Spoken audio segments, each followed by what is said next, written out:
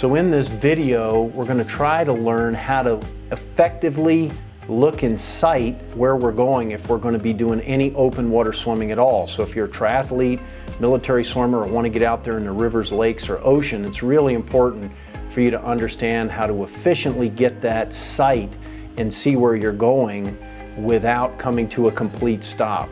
So right now we're just showing you a little video of just swimming freestyle, nice and relaxed. It's really important to know how to have a nice and relaxed freestyle first before you try to be able to be real efficient with your sighting. And we have other videos to learn how to do that. So we're going to mostly work on how we're going to get our sighting. So there's a couple drills that we're going to learn, and then there's a couple different techniques that we're going to use to be able to effectively get our sight and not slow down the speed almost at all.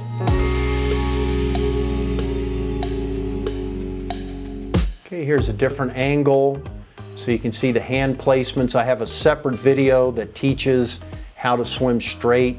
So we tend to go in the direction that our hand and head are pointed. So if my hands are crossing center line or way too wide, then I'm going to go in that direction. So one of the biggest things I see is people crossing the center line and getting too close. So learning how to swim straight is really important for open water swimming, because if I don't know how to swim straight, I'm going to have to look more often.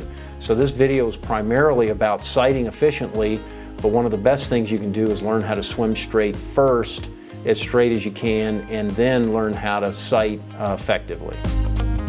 Here we have another look from the front. Again, we go in the direction our head, the crown of our head if we're rotating on axis, and our hands are pointed, and that includes the underwater pull. So I don't want to cross center line with that underwater pull.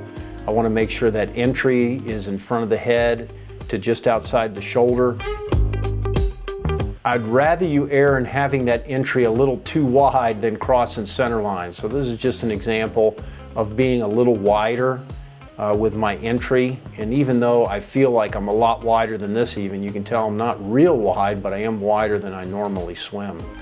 So we can do drills where we try to hit right on the center line and then open it up a little bit on where I'm entering the water.